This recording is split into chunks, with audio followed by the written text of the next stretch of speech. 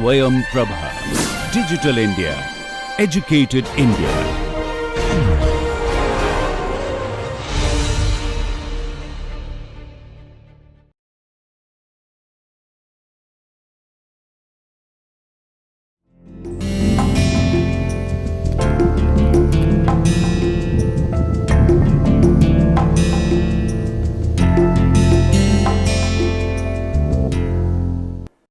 Hello, I am Dr. Himanshu Tyagi and I am teaching this course on heat and mass transfer. Today we will be taking our lecture number 11, which is on a very interesting topic, which is about numerical methods, and in particular I will be discussing the finite difference method, and in the next lecture also I will continue with that. So these are very interesting topics. But before I start this particular lecture, let us do the recap of the previous lecture, which was lecture number 10, and in which we looked at the part 2 of transient conduction.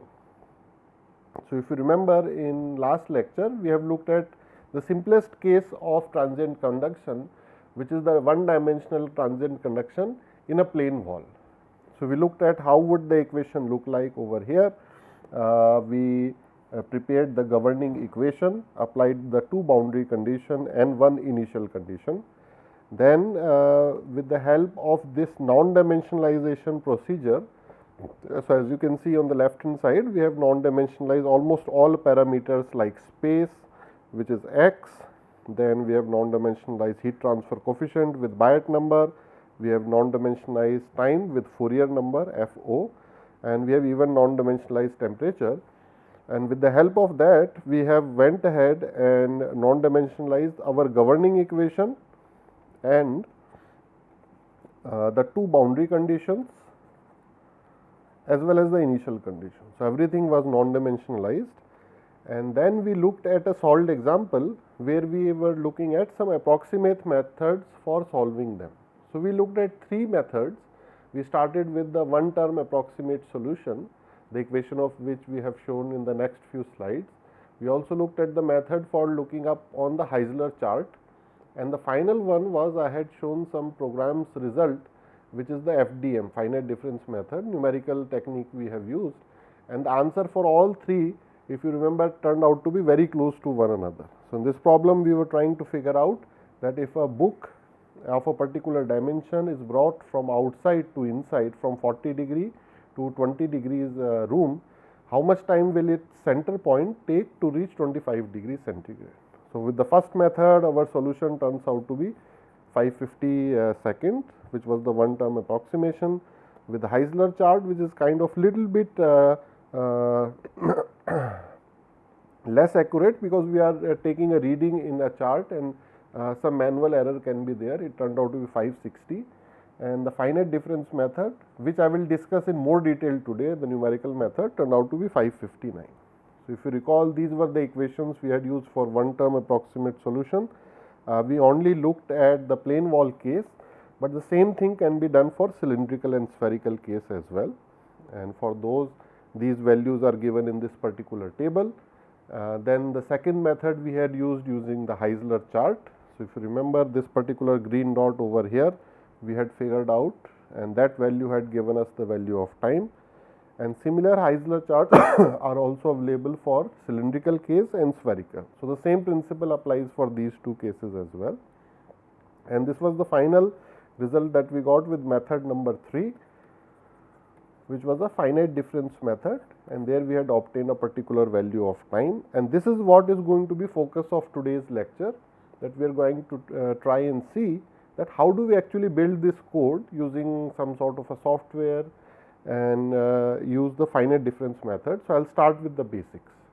Before I start today's lecture, I just wanted to give the scale of difficulty that is encountered in analytical solution, because once we are stuck with analytical solution, that motivates us really to go towards the numerical solution. And it's very important to understand in today's age and time, where computational speed and the low cost of computer, it really motivates us to go for numerical and computational solution. So if you see on the slide over here, in the last lecture, we had only solved for one dimensional transient analysis, but in real life, most of the problem are not just one dimensional, it could be actually 2 dimension as well as 3 dimension. and this is just in rectangular coordinates. The same thing if we look in cylindrical and spherical coordinates, then you can see with the extent of these particular equations, it actually becomes very bulky, and getting analytical solution for just one dimension transient was involves a lot of advanced mathematics. For 2 and 3 dimension, it becomes even more tedious. So, this slide I just wanted to show as a form of a motivation that these equations, if you look at, very difficult to solve analytically. Now, are there some numerical methods and numerical tools? So, that is what I wanted to discuss today. So, I thought I will start with the basic background behind it and explain some of the tools that I use for solving these type of equations. So, this is a Scilab as shown in this particular slide over here. It is an open source software, which means we can all download it for free. We just go to this particular website and we can download it from there. This is one of the many softwares which are available on the internet. We can also download other softwares which are again open source like Octave and other, and there are of course proprietary softwares like MATLAB and others for which we have to pay some nominal fee for getting license. So, this thing I leave to the students. As far as my personal calculations go, for simple cases I try to use Scilab because this one we can obtain as the open source. So, you just go to this website. Once you install it, this is how the Scilab console screen looks, very easy to use. The font size here might be little bit small, so even if you are not able to make out anything, don't worry. I am just showing this for illustration point. If you look on the left side of the console here, you can see some 2 programs that I have already written, and these are actually available on my website as well. And if some student wants, they are not having any, they are facing some difficulty, feel free to email me. So, I can share the copy of this program with everyone. And these are the programs that I will use for demonstration purposes today and in the coming lectures over here. So, over here in this console, once you run a particular program, you can see that the variable browser gets filled over here on the right hand side. So, a lot of symbols and variables are actually used. So, I will just illustrate with the help of this example that steady state problem. I have created this program called steady state 1.sce, and this file is available on my website. You can directly go and download that. So, this is a typical code that we have written for one dimensional steady state heat transfer taking place, and the font size might be small. So, it may be difficult to figure it out. That is why if you are interested, just go ahead and download this thing from my website. The interesting thing to see over here is it simply if you count the number of lines, only 54 line code. So, it is very simple to do, and it is essentially we are just solving some matrix. So, that finite difference method I will discuss in detail today over here. I just wanted to show the aspects that user will see. Once you execute this particular program, what we see over here is we can generate lot of plots. So, in this particular case, we are plotting temperature in degrees centigrade as a function of x. So, this is distance across a particular wall or a particular thickness over here. So, here we have taken it from 0 meters to 1 meters. So, essentially we are getting a steady state temperature profile over here, and we will of course, I am showing the final results first, that once you write the discretization numerical algorithm, then make a code out of it, then you execute it and generate a plot. This is what you would get, just for building up some motivation to the students. Now, we will go and see some of the other results that we can get from this particular type of code. We will do it very quickly. We will look at many of these curves, and then once we understand that what is the power behind this particular numerical method, then we will be very much motivated to figure out how do we actually write these type of codes. And this is, believe me, it is very interesting, very straightforward, and one of the easiest things you can do. If I can summarize it in one line, it is essentially we will simply be solving a matrix problem which is simply x is unknown. So, we will say A equals to A inverse B. So, over here x we will replace with temperature. So, I can't make it any more simple. So, believe it or not, it will become simply like this. We are simply taking matrix inverse. That is why you remember that 37 line code, it is becoming as simple as solving a inverse of a matrix. So, let us go ahead and try and see what are the results that we can get out of it. So, if you look on this particular slide, go ahead and look at the temperature profile, and the conditions are given on the top side over here. So, these values essentially, if you recall 3-4 lectures back, these are the typical values we have considered in a plane wall. So, let me go back to previous slide and just try and illustrate over here that this is a plane wall that we are considering in this particular problem. We are taking x in this particular case from here.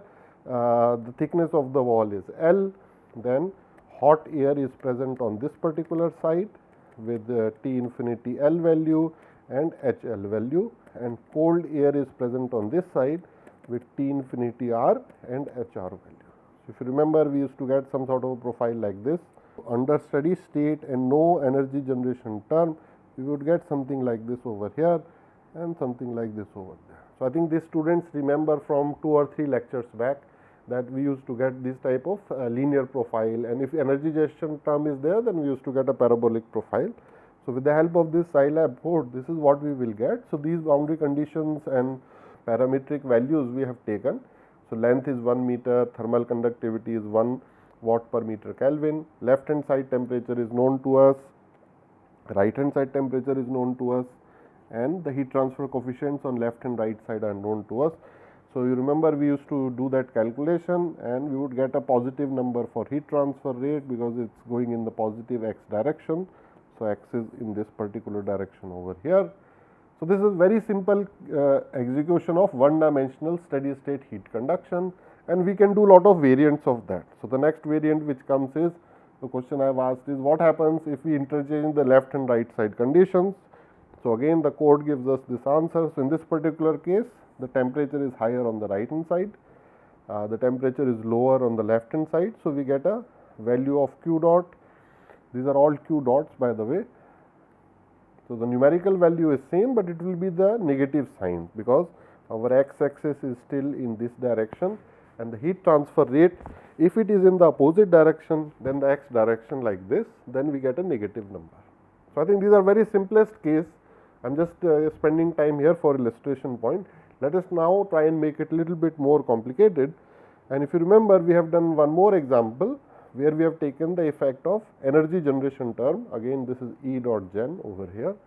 So, let us see if inside this particular wall energy generation is taking place with symmetrical boundary temperature conditions, which means the wall temperature on the left side and the wall temperature on the right side, both we had taken as 20 degrees. So, this is again same values I had taken just for familiarity sake, which we have done in class 2-3 lectures back, and then energy generation is taking place throughout the wall, and that value also I had taken earlier, 160 watts per meter cube.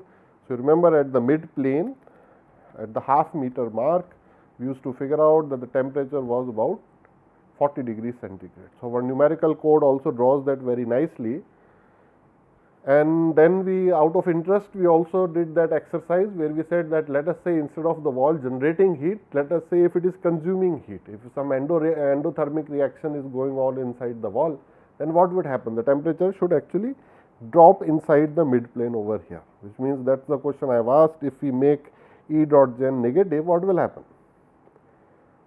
So, we expected this thing to happen, and look, the boundary conditions are still the same. We are maintaining 20 degrees on the left and right hand side, and the midpoint temperature is the minima at the middle over here, and here we are getting 0 degrees centigrade over here. So, perfect symmetry we are getting, left and right symmetry also, and up and down symmetry as well. So, if we go from plus 160 watts per meter cube to minus 160 watt per meter cube, so the parabola just inverts over here. So, very interesting curve we are able to see, comparison on the left side and the right hand side. So, I thought this was of interest. So, these are again final results I am showing first, and then how do we actually calculate those equations? How do we get Ax equals to B? How do we solve for the matrix T? Those things I will explain in just a little while. Now, if we continue with the same example, we have energy generation, but now we have kind of asymmetric condition. On the left hand side, I have kept 50 degrees, on the right hand side, we have 20 degrees over here. So, these are conditions mentioned over here. Energy generation is still 160 degrees. So, again we remember this is exactly something we have done in class. So now here the numerical tool becomes very important. I can of course solve this simple problem with hand and analytical tools, because these are very simple, still 1D steady state with energy generation, no variation with time, thermal properties are not changing with temperature. It's very easy to solve it, but once things become more complicated, then the numerical code will come to our aid, and if we are able to code the things with the simple case, then there is no worry. For difficult case also we will be able to code it. Then not only it will give us the peak, peak temperature, it will also give that particular point at which the peak temperature is taking place. So remember that value we were getting over here, if I remember from memory, approximately 57 degrees centigrade or so, and this value was about 0.3 or so meters. Now again question came to mind is that in the same case again we will make E dot gen negative. So we are trying to see, we are just playing around with the code. So try and imagine in this way that you create a code that you have to test, then you validate, but then afterwards you have fun with it. You consider different type of cases, put different conditions, that on one side it is convection, another side it is phase change material, then if it is two-dimensional heat transfer, we can put top and bottom as well.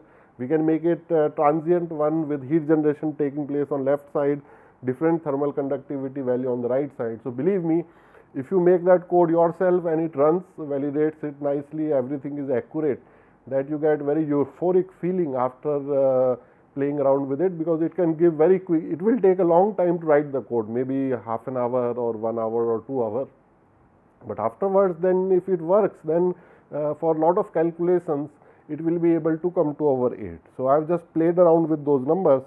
So the next thing I thought is, if we E dot gen if it's negative, then what happens over here? So let us try and see on the right hand side.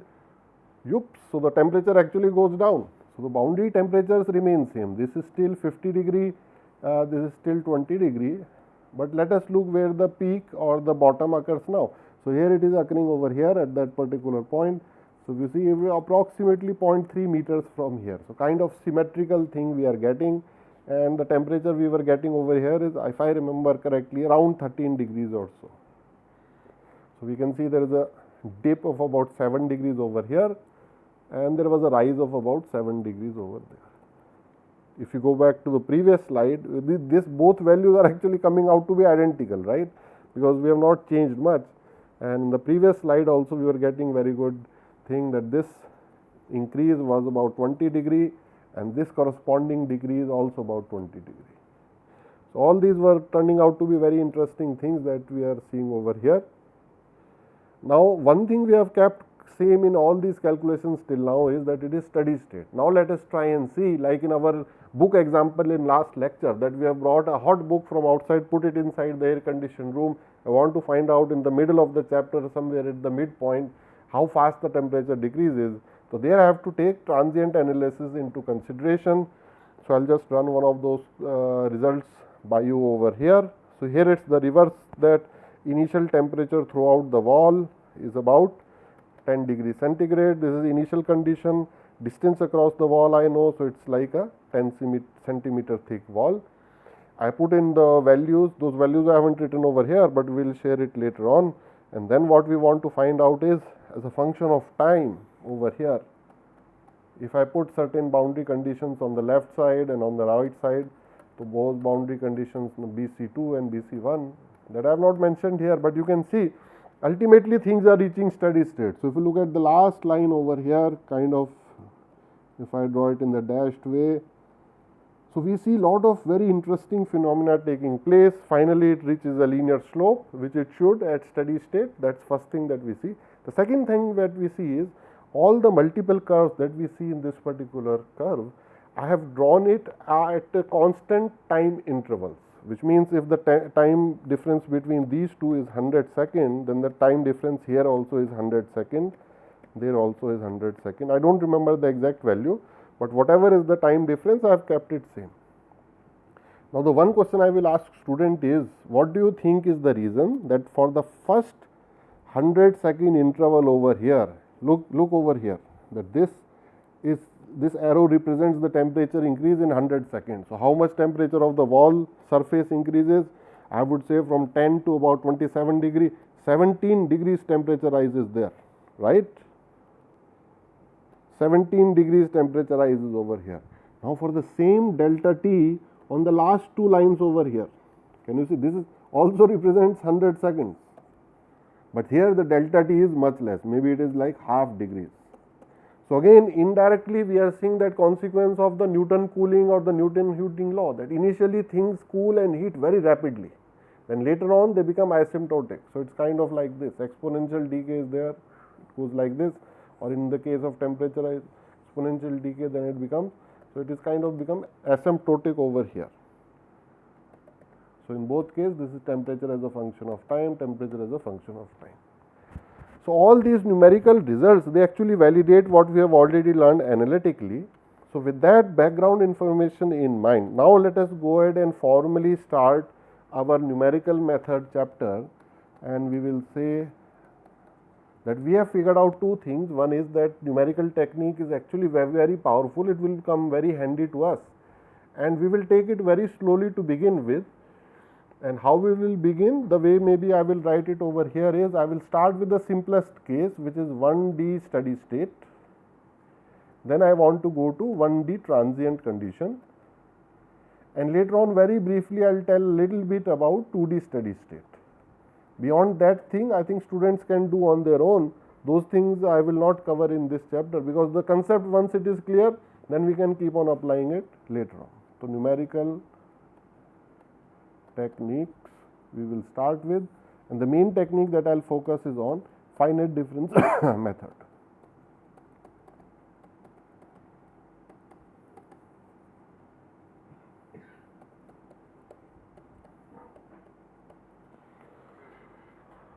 And to give the illustration, because I like to usually give some illustration, I will use one particular case. So I will say it is case 1. Then this is simply steady state, one dimension heat transfer. And you can take any geometry, it could be plane wall, it could be cylindrical, spherical. Just for simplicity again I will take the geometry of plane wall. And let me go ahead and write the final answer. In the next 3-4 slides we will do lot of things, but please remember final answer will be simple. Final answer is simply A T equals to V, which means T is A inverse B, where this is T. This is the final answer that we will get. In matrix form, what do I mean by this? Let me draw it very quickly. I can say, okay, something like this. Okay, let me wait for a little while. I think matrices everybody is familiar with, so I will not jump ahead, but let me say that this is the final solution that we will get, and this one we will solve. So for getting final solution, everything we will do by hand. Once we do it, for solving it, we will use some sort of a software, and personally I use Scilab. Students feel free to use any of the equivalent softwares, whichever they are having convenient. So let me go ahead and look at this particular case 1, and then try and see that for plane wall how do we use this finite difference method. Okay. So let me go ahead and draw that particular plane wall once again. So this is the plane wall over here. I start with x-axis here. The length is known to me. On this side there is air having some properties, temperature TL and heat transfer coefficient HL. Air is on this side, TR and HR. I know all the thermal properties of this particular wall, which means I know its K, I know its rho, I know its Cp, and what I want to find is finally, let me write it in red color, I want to finally find temperature as a function of x. This is what I want to find, and earlier on you remember used to calculate it like a parabola or a straight line, so t used to be a function of x. Over here we will solve it slightly differently. We will find it in a matrix form. So don't get confused, I will just explain in a little while how do we convert this equation into a matrix. So just figure out that maybe we will get something temperature like this, right. Now what I am going to do is draw something slightly larger over there. What we are going to do is essentially we will divide this, in order to use this numerical technique, we will divide this whole wall into certain finite number of nodes.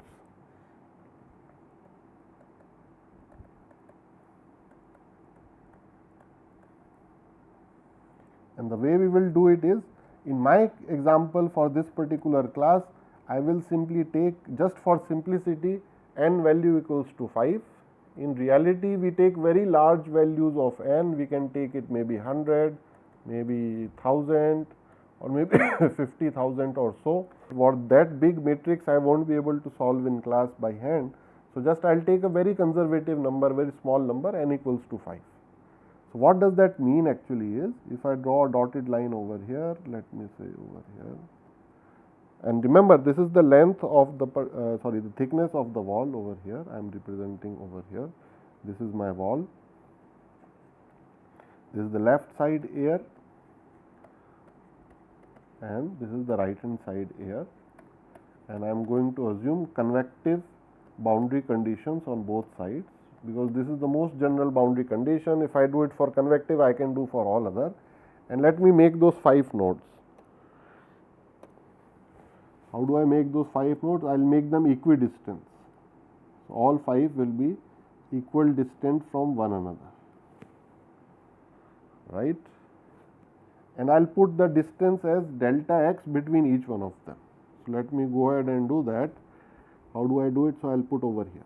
So, this is delta x, and then this is delta x again, then one more time delta x, and then one more time delta x over here. So, if somebody asks me, if I know the value of L, can I correlate it with delta x? Maybe on the top of the screen, I will make n as capital N. Let me make capital N equals to 5. Why I want to do that is because I want to write simply this equation over L.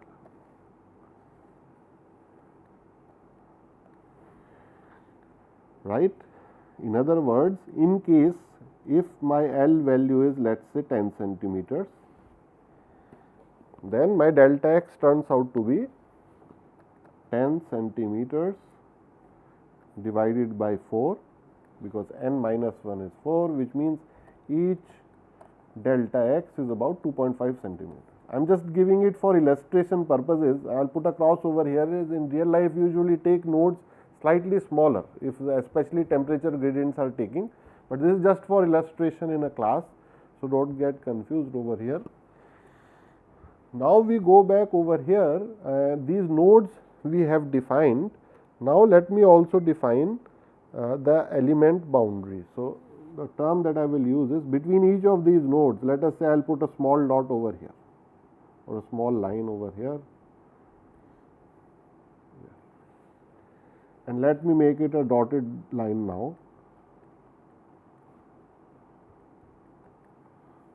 So, over here,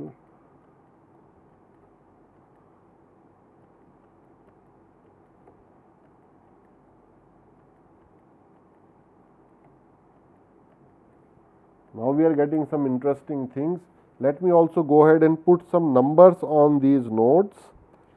So, I will call, I am counting from the left side, this is node 1, this is node 2, 3, 4 and 5, and this 5 has to be always equal to the number of n that we have taken over here. So, that is confirmed, because we took n node to define, to start with this number turns out to be 5 over here.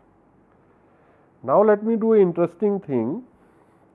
So, these are the nodes which are shown in green color over here, right.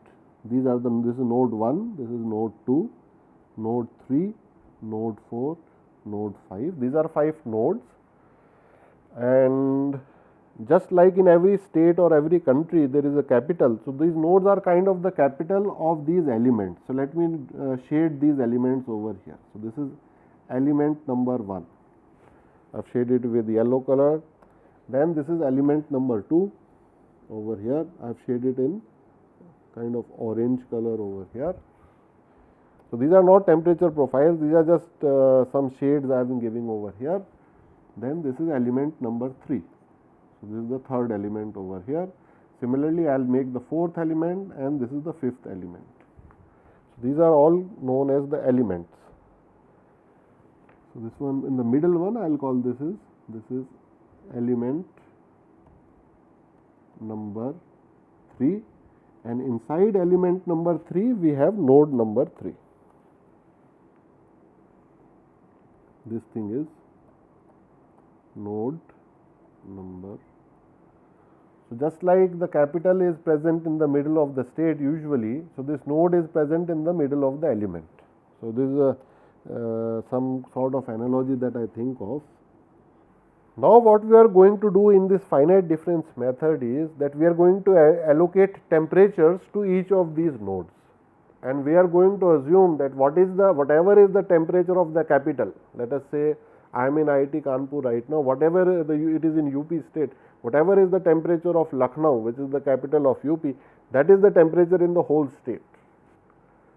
Ideally speaking, it is not true. Even over here in the elements, the temperature usually are not same, but if I make it very small, then I can kind of say, by very small I mean the delta x, if I make it very small, then the temperature jump between the left and the right hand side neighboring states will become gradually very, very small.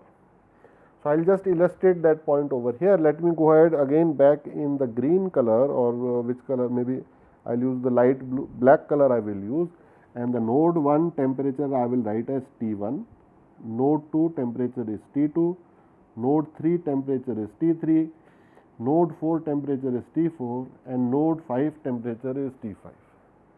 So in the finite difference method, the first thing that we assume is throughout the whole element, if I am considering, let us say, element number 3. So whatever area I have zoned colored inside element number 3, throughout that area, temperature, if it is T3 is 25 degree, so everywhere it is 25. If the node next to it, T2, node number 2 is 20 degree, so everywhere inside that zone temperature is 20. So over here it is 20, here it is 25. Then on the neighboring state over here, node 4, if let us say temperature is 30, then in the whole node 4 temperature is 30 degree. So usually what you will see is that some sort of a jump is obtained. So here whole temperature is 20 degree, suddenly it becomes 25 degree in, so this is T2, 20 degree. Middle over here T3 suddenly becomes 25 degree. Then again jump over here, here it is T4, 30 degree. But students will say, sir, in real life the temperature is not having this kind of jumps usually, unless in that case where we had the thermal contact resistance. Here there is no thermal contact resistance, uniform material we are assuming. If it is copper, throughout it is copper. If it is brick, throughout it is brick. So usually what happens in reality, this does not happen in reality. In reality, some sort of curve we get, and it's smooth. It could be increasing, it could be decreasing, it could be like this. So temperature goes like this. It never goes like zigzag and then like this. But if I ask the student to imagine, if this delta x is very, very small, then even if I have, let's say, a straight ramp over here, let us say I am climbing the hill, and if the stairs are this big, then I can feel a big difference. But if the stairs are such small, if you can see my drawing over here, delta x is so small, then it becomes like this, and it is almost equivalent to this particular slope, with the difference that small error will always be there. But I can keep on making that error smaller and smaller by keeping on making delta x smaller and smaller. So in numerical method, 3 terms, of course this is, I am talking little bit about the advanced stuff, but you can just look it up somewhere else, that accuracy, then stability, and how much is the error, whether it is convergence,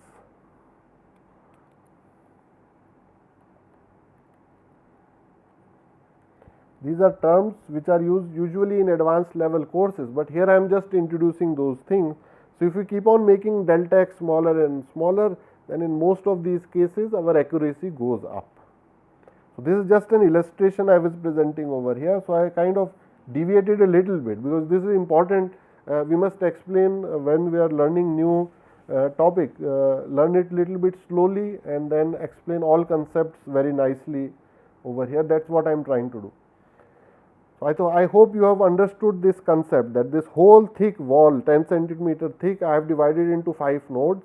So n minus 1, if I divide L by n minus 1, the delta x thickness I get as 2.5 centimeter. So I think that part is clear, and we know that each node each element has a capital inside it, that is the node, and whatever is temperature of the node is the temperature inside the whole element. I hope till this point everything is clear.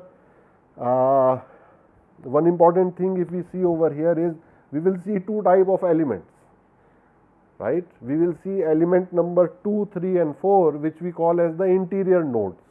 So if you see over there, 2, 3 and 4 are interior nodes. Why? Because I can go back and maybe choose a color, maybe I'll choose black color, and if I want to show their thickness, so node number 2 has a thickness of delta x, node number 3 has a thickness delta x, node number 4 also has a thickness delta x. But if I ask the students, so these three are called the interior nodes. So maybe I'll erase this part over here and I will write over here that in my example, what are the interior nodes? So these are 2, 3, 4, and all of them have the thickness delta x. And this we have shown over here, right?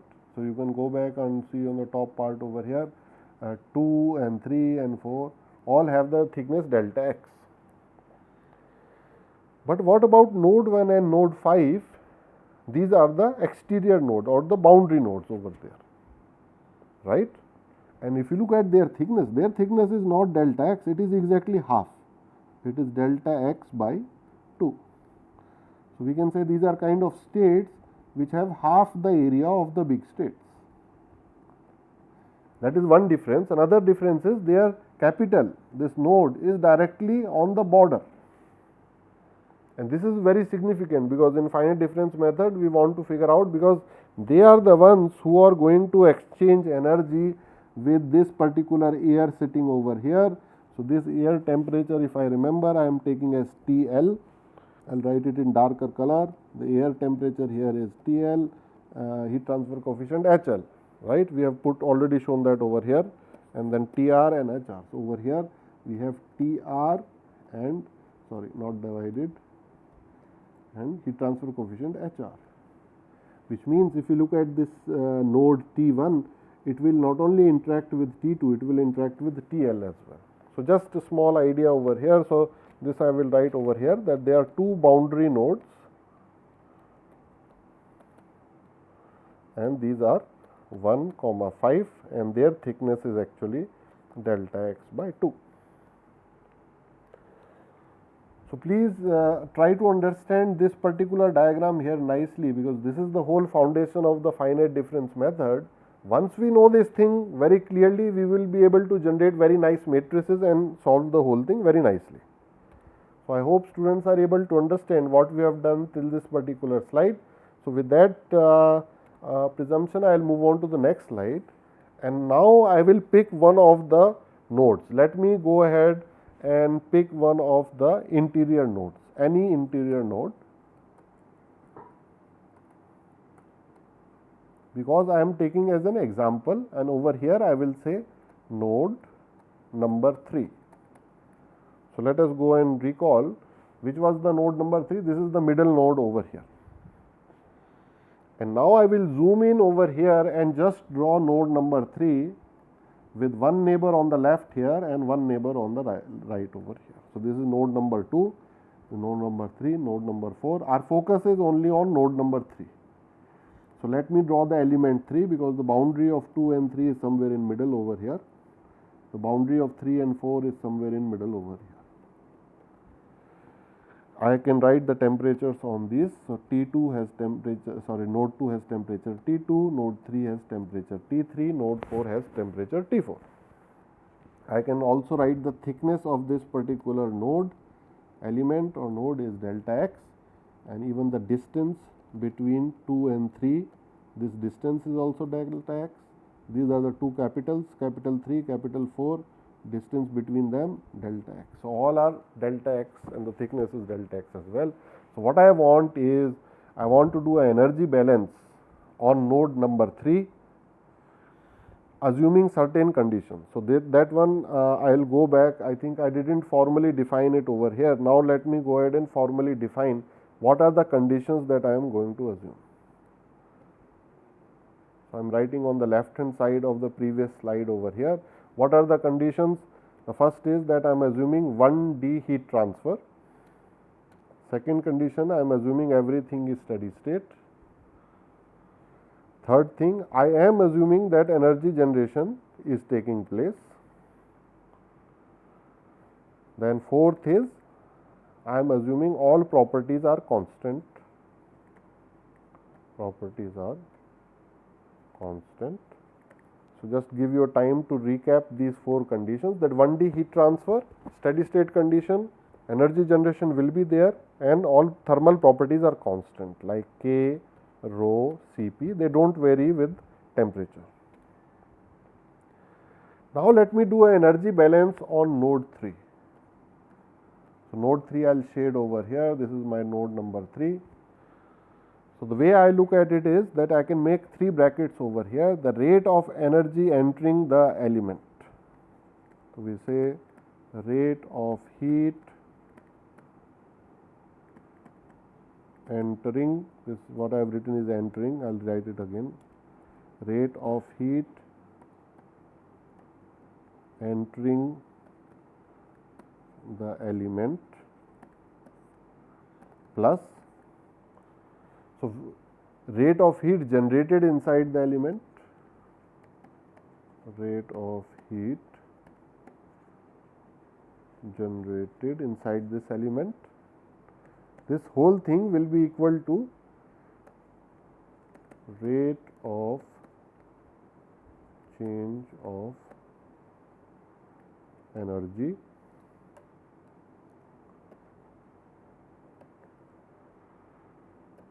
of this element. Okay. Now, let us say I draw it with the blue arrow over here, that first term I want to write what is the rate of heat entering the element number 3. So, in over here all elements I am considering as number 3 because I am taking node number 3. So, maybe a blue arrow I can show from where can, if let us say I am living in a state, from where can heat come, from this side the border state over here and the border state over here, because I am considering one dimension. Later on if we consider 2 dimension, I will say from east, west, north and south also. If I consider 3 dimension again plane wall, then front and back also, then 6 heat transfers I have to take into account, but for 1 dimensional heat transfer I will just take 2, which means the temperature of the node 3 can only get heat from the left side from 2 and also from the right hand side. So, let us say both are giving heat to 3, let me assume that. Of course, in reality one will give, one may take, then the science will take care of that automatically. For the time being, let us assume heat is coming in from both sides. So, how much heat is coming in from the left side? Q dot left. So, if I ask the student, they will tell immediately heat is coming in from left means T2 is greater than T3, just for the analysis point of view. So, I can write T2 minus T3 divided by the distance between them. So, how much is distance between the 2 capitals node 2 and node 3? Delta x, that is delta x. So, the Q dot left is this much. Q dot right, how much is coming from node 4? Ka, again node 4 higher temperature than node 3, just because we are assuming that particular direction. Do not worry about it, everything will turn out to be okay, because science will take care of themselves. So, do not worry about that. Then we take care of the second part, rate of heat energy generation. So, by the way, all these units should be watts. So, the first bracket should be watt, second bracket should be watt, third bracket should be watt. So, I am going to assume that E dot generation is taking place inside this particular element. If its volume, if the volume of element is delta V, I can simply write it as cross sectional area A into delta x.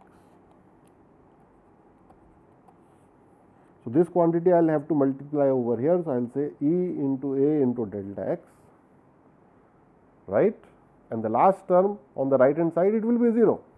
Why it will be 0? If I ask the student, because it is steady state. So there cannot be change of rate of change of energy. Now let me put them all in an equation and add them all together. So what I am getting is K A T2 minus T3 divided by delta x, first term, second term K A T4 minus T3 divided by delta x, second term, third term E dot A delta x equals to 0. Now students will see immediately that A gets cancelled out all the sides, right. In other words, what I will write next is that this whole thing I can arrange as K divided by delta x, and look at what happens to temperature. T2 minus 2 T3 plus T4 plus E dot delta x is 0. So I have simply rearranged this equation over there. Does it make sense? Now if I rearrange it in slightly more simple way, I will say T2 minus T2 T3 plus T4 is equals to, if I put everything on the left side over here, delta x square divided by K, right, and this I will write is for node 3. This whole exercise I have done is for node 3. Does it make sense? Now if I do the whole thing for, let us say, 2 more interior nodes. If I go back one slide, node 3 is almost like node 2 and node 4, because all 3 consider themselves to be in the same group. They are all interior nodes. So whatever way 3 behaves, 2 also behaves that way, and 4, because they are not talking to the surrounding. The only 2 nodes who are experiencing the surrounding are the boundary nodes 1 and 5. So they will behave differently, but 2, 3 and 4 will behave similarly, which means I can write similar expression for 2 also, just I will change the number. So for node 2, what will become over here? This will remain minus 2, but 3 it will become 2. Are you getting the point? We will just change the subscripts. 3 will become 2, 2 will become 1, and 4 will become 3. Don't get confused if I am doing fast. You do it slowly yourself once again. And the right hand side remains same, because there is no subscript over there, over here, and then we write very quickly over here. This is for node number 2. What about node 4? Then same thing I can write for node 4. I will just increase the number by 1. So it becomes 3 2 T4 plus T5 equals to minus E dot delta x square by K. This is for node 4. I think some of the students may now be starting to get some idea of a matrix being formed over here. So if you are having lot of experience with matrices, what is a matrix over here, you can now start and seeing that in terms of temperature we are getting a matrix. So we have created a 3 by 3 matrix right now, but can I generalize it? Because all this is repetition work. If I have 100 nodes, I won't want to write it 100 times. I will use a computer to generalize it. Just run a for loop for me. So instead of 1, 2, 3 or 4, maybe I will write for the nth node. So I will say if for nth node, what can I write? So maybe I will write 2 Tn minus 1 plus 2 Tn plus Tn plus 1, and on the right hand side we will get E dot delta x square by K. And this is for which node? This is for nth node.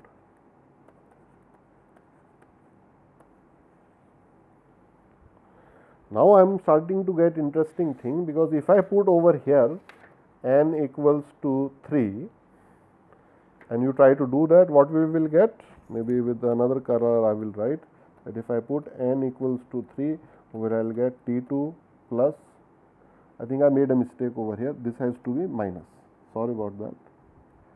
So we will get not plus, this will be minus, T2 minus 2 T3 plus T4 is equals to minus E dot delta x by K. So what I am doing is I am doing a check whether this thing even works or not. So now we see over here, because node 3 we have already calculated that thing, and I think it checks with that. So we are now going in the right direction. We have verified whether this works correctly or not. Okay. Which means with this type of a generalization, let me put a green star over here. With this green star equation, I have actually reduced my effort a lot. I can tell to the computer that run a for loop from that n value to that n value, which means all the interior nodes computer can calculate this particular equation. He will only ask me that what to do with the first node on the left side, boundary node, and what to do with the last node on the right hand side. Which means for node 1 and node 5, I still have to apply that equation. And which equation I am talking about? This red equation over here. Because this equation is true whatever is the case. So this is a general equation. So now in the next slide, let us go and apply this equation, the red one, for the boundary node. So let me go ahead and draw the similar kind of a geometry, but for the boundary node. Let us say boundary node, and in this case I will take the specific case of node number 1. So let me draw it quickly. Node number 1 is sitting over here. He has only one neighboring state over here. So this is node number 2. So this is node number 1 over here, node number 2. If we draw the boundary between them, this is the boundary, right? If we draw there, and node 2 has boundary over here, and we start drawing the thicknesses. So this thing we remember, the element thickness for boundary node is half. So this is delta x by 2, this is delta x, and the distance between these two nodes themselves is delta x. So on that one there is no compromise. All capitals are delta x distance apart from one another. There is no compromise on that. Only on the area there is compromise, that the state on the extreme left and the extreme right, they are half. Those elements are half in area. Another thing we will take into account is that this node also has one more neighbor on this particular side, because it will exchange some heat over here. So this is ideally not a node. I won't put it as a node. I will just say that air is here at temperature T left, and heat transfer coefficient H left, and the convection is going to take place. Okay. Now our focus is on node number 1. So you remember that if you go back to previous slide, now we will write these 3 red brackets over here. So instead of writing the whole thing, I will just put it like this: bracket 1, bracket 2 is equals to bracket 3. Right. Now I will ask the student what was bracket 1. This was basically all the q dots, whatever was entering our node. What was this? This was essentially E dot generation, and this was going to be 0, because in steady state there is going to be no heat transfer taking place over here. So let us look at node 1 and try and see how much heat is entering from all sides. So from here convection is going to take place, q dot convection. How much is going to take place? So we can write that q dot convection is going to be HL from the left side, area is A, because we are considering it to be going in. So it will be TL minus T1. From the next state over here, it will have q dot conduction going in. So how much is going in over here? Q dot conduction, how much energy it is giving to it? It will say that that is Ka, and T2 is greater than T1, that is why it is able to give energy. Distance between them not L but delta x. So these are the two convection terms, and the energy generation term remains same, E dot gen multiplied by not the volume this time, actually the volume, but the volume for this node 1 is how much? Its own volume will be dV by 2.